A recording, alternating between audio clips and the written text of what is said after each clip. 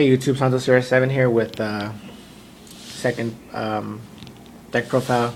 This hand's going to be on pure Karakuris. This is the original Karakuri style that got me into loving Karakuris just because of the explosiveness.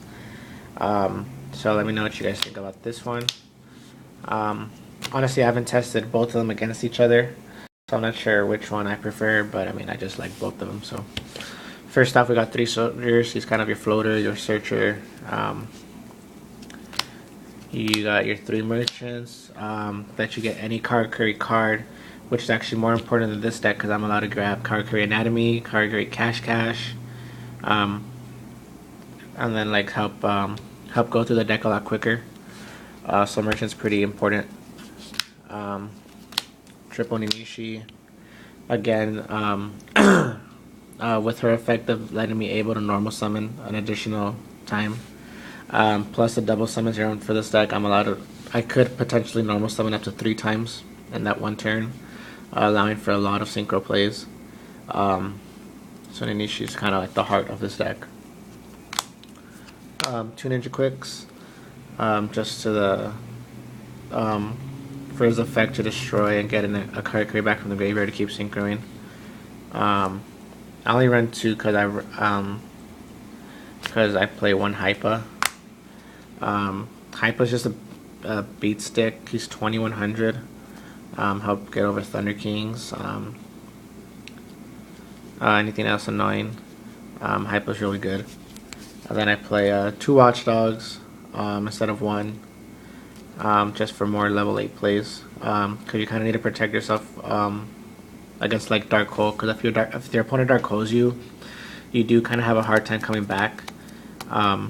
So you want to go into like your Watchdogs to get level 8 to get like Stardust out and stuff. And then you still play the 1 Strategist for I don't know, he's both offensive and defensive, so I'm actually really like Strategist. For the spells, we got 3 Anatomy, your draw power. Whenever a Karakuri switches battle position, it gets a counter. And then when it has to, and then you can send it to the grave to draw a card for each counter, maximum of 2. So it's kind of like a united.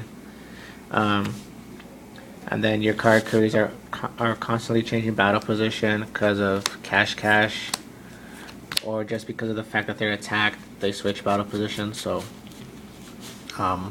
you know, it's pretty easy to get pluses off Anatomy.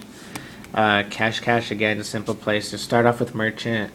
Grab Cash, play Cash, switch him to defense, and then grab your Ninishi. So this helps go through the deck a lot quicker, and yeah. And then we got 2 double summons. It's really good in this deck because you'll play Merchant, you'll search your Ninishi, and usually that same turn you can play double summon, play the Ninishi, summon another one, and just start going from there. So I really like double summon. Double desynchro. Desynchro is good with the synchros because since you just resynchro into them, you're allowed to special summon another Karakuri, which just makes the process of synchroing a lot easier. Plus, I've done it to my friend where I synchro Trishula, and I had double desynchro in hand, so he ended up removing 9 cards. So desynchro is pretty boss. Pot of Avarice again. You kind of need a way to come back if your opponent Dark Holes you when you have a full field. So Pot of Avarice lets you put your synchros back to do it again.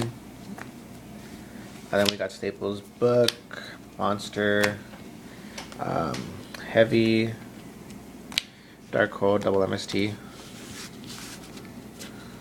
For this trap lineup, we got Double Compulse again, one of my favorite traps this format just because of its chainability, disrupting your opponent's plays.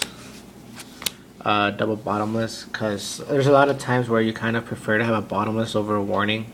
It's just a trade-off. Do you want to remove your opponent's monster, even though they might get a priority off an effect, or just want to negate it with this, where they can only negate it with another counter trap. So I like playing both to give me the option. And then Solemn, of course, and then 1 Deep Prison.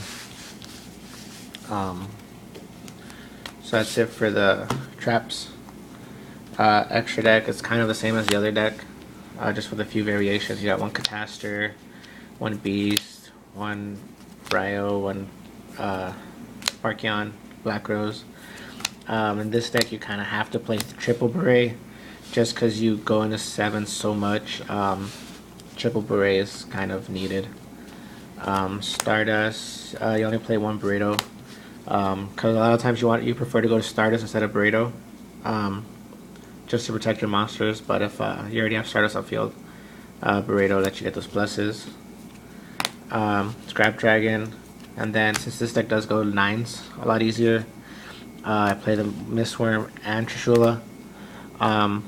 Mistworm is kind of situational. Maybe your opponent has a lot of cards on field, maybe 3 synchros that you want to just get rid of all at once. I don't know, Mistworm, I mean, I know Trishula's is better, but I mean, I prefer to have the option of Mistworm because sometimes it will help. And then for your Exceed, you got 1 Roach and 1 Utopia. So that's it for this deck. Let me know what you guys think about this deck. What you guys, if you guys prefer pure Karakuri to the, I guess, I don't know, it's more like a conservative Karakuri, or more control-based Karakuri. So let me know what you guys think. Check out my trade binders. Check out the other deck profiles that'll come later on. And this on the CR7. Peace, YouTube.